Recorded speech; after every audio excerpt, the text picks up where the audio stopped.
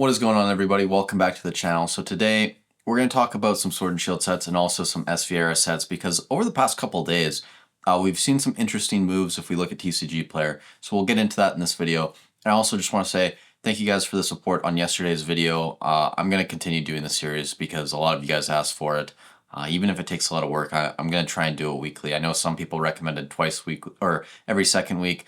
I think that would be okay too, but I'll try and keep up with it weekly, and if not, we'll go to 2 weeks. But I will continue doing it, and I do plan to add in PCTBs probably once a month. So thank you guys again for that. But to get into this video, if you guys remember and you watched the booster box video this week when we looked at supply on eBay, a lot of these boxes had quite limited supply. For example, Brilliant Stars, sub 9 days of inventory.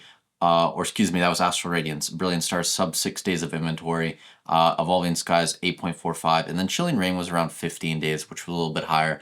But if you look at TCG Player, I'm getting these mixed up. If you look at TCG Player, Chilling Reign right now, the most recent sales are $340, $333, but before that, a couple days ago, $370 and $354. And you can see if you go back even further, before that, basically every sale was pretty close to that 350 range. You did have a couple outliers, but I think it's safe to say at this point, Chilling Reign is not going to go back down to $300, $310, $320. I think we're kind of past that point. And I still think Chilling Reign has a ways to go on its next leg up in order to kind of reach that next level, if that makes sense. And it's not just Chilling Reign. Evolving Skies over the past couple days, we did see a few more sales right there at $1,400. Brilliant Stars had the lowest days of inventory remaining, 5.93 days, and it was selling at a fairly respectable rate. And if we look now, Brilliant Stars is breaking into that 300 range. The 4 most recent sales on booster boxes over the past 3 days, all at 305 essentially. And then something that was really interesting to me, because we did the ETB video yesterday and we were looking at that data, and I just thought, like, Paldea and Fates was so high, and it basically tied Crown Zenith in terms of market price. Today I looked on TCG Player. Crown Zenith ETBs are about $138 today. 138.47 is the most updated price. And if you go in here and look at the recent solds from yesterday and today, 149, 148, 149, 149. It's like almost $150 based on the previous 4 sales. But then also Paldea and Fates, if we take a look at this, up to $140.18 on TCG Player. And this has had some ridiculous sales over the past couple days as well. We're definitely past the point of this being like $120 ETB, which is just crazy to think, because we talked a lot about these ETBs, Paldea and Fates, Crown Zenith, when they're in like the 110, 120 range. I thought they're going to start going sideways a little bit at that point. It seems like people really enjoy opening this set. And then the final thing I wanted to touch on before we get to the main topic of this video, Twilight Masquerade's up to $220 again, so keep an eye on this. Now, before we get into the final discussion of this video, I want to give a shout out to today's video sponsor, Misprint.com. If you guys don't already know, Misprint.com is the first real-time marketplace built specifically for Pokemon cards. They have lots of really interesting features unique to their website, like the bid and ask system, which is something we haven't seen in Pokemon before. Also, if you are a seller, they have a scanning tool so you can upload 20 PSA slabs at one time. Also, all sellers have to go through a selling application. This is their way of vetting out bad actors. It's only open to US sellers right now, but they do have plans in the future to expand. They have lower fees than eBay, but ultimately the best things about Misprint have to be the convenience. The bid and ask system are great. So I'm going to leave the links in the description down below in the pinned comment. You guys can go check it out. And thank you to Misprint.com for sponsoring the video. Now, hopefully that ad read wasn't too long. I know I'm supposed to keep it to like 45, 60 seconds, but honestly, the people I work with, guys, and the sponsors I've had on the channel, I genuinely do believe in. So I get a little bit ranty and I have to edit it down just to make sure that it fits in with the video. But to get into the last discussion of this video, because this is kind of important too, we are now at a point where an SV era booster box is challenging Surging Sparks. And this is big because if you guys remember back to like November of last year, Surging Sparks came out, and I was probably one of the first people on YouTube. I don't want to say I was the first, but I was making videos watching the leaks of the cards, and I knew once we saw the Pikachu and a couple of the other cards, I knew it was going to be the best set at that point, up until that point. in the SV era in terms of the booster boxes. And I pre-ordered a lot when you could still get it for like $105 a box, $100 a box USD. And that was just a time where I don't think anyone expected something to rival Surging, at least not this fast.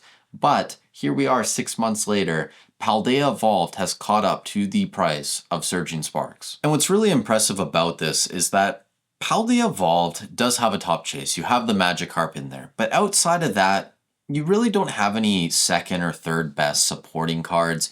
You have the Raichu, the Tyranitar, the Iono, a special illustration rare. So you do have some cards in there, which is fair. But for the most part, Paldea Evolved relies a lot on the depth in the set. Like you have tons of great SIRs and IRs in that like $20, $15, $10 range. I used to always compare this to Brilliant Stars. I thought when this was like a $90 booster box that it was going to reach that $200 price point fairly quickly because it kind of aligned with Brilliant Stars. And actually, if you compared the two, it was probably a deeper set. What I didn't expect at the time, and what I don't think really anyone kind of thought about a year, 2 years ago, was that Paldea Evolved is a very enjoyable opening experience. People enjoy opening a lot of these SVR sets like Paradox Rift as well, and Temporal and Obsidian Flames that have better hit rates, and you also have the IRs in there. So it seems like you get more hits on average compared to Sword and Shield. And people really do value that compared to just having a top hit. And over time, I think we are going to have to reevaluate how we look at sets in terms of their top chases and top 10 chases, etc., and consider other things like pull rates, like the IRs in the sets and the middle tier depth, if you will, more so than I think at least I do now and a lot of other people do. I still think having super solid top chases and like a top 3, top 5 portfolio of cards in a set is incredibly important. Like if you look at Prismatic, Evolving Skies, any of these sets, it makes sense why they are the best sets in their eras by far. And even though a set like Surging Sparks probably has a stronger top 5 than something like Paldea Evolved, these sets are neck and neck right now. And I understand Paldea Evolved is getting very close to being 2 years old, so that is something we need to factor in. I think a lot of people are kind of hedging that it won't get reprinted again, and even if it does, you'll be able to get more boxes because it's a great set, so you're not too worried about that sense. But with Pokemon having to reprint Prismatic, reprint Surging, reprint what else? Like Twilight Masquerade, Paldean Fates obviously is something that I think probably should get a reprint. And the fact that this set's like only a little bit over a year old, like 15 months at this point, it probably should, right? But who knows what's going to happen with Pokemon. But that's really all I wanted to talk about today with you guys in this video. Some of these price shifts, again, it just does happen overnight sometimes. Like it'll hop $5, $10. You blink and you miss it. If you were thinking about getting some, you're waiting for your next paycheck. Maybe now you got to pay more on certain sites. I've seen in Canada, I was eyeing one store that had some Crown Zenith ETBs for 185 Canadian. They actually moved their price up to $200 Canadian. So it's very difficult to find some of these sets now, and they are just constantly drying up, or stores are moving their prices up. It really is a struggle right now to find product at a decent price. But you guys let me know in the comments down below what you think. Again, go check out misprint.com. What they're doing over there is awesome. Thank you guys so much for watching the video. Stay safe wherever you are in the world. I hope you're having a great weekend as well. Catch you in the next one.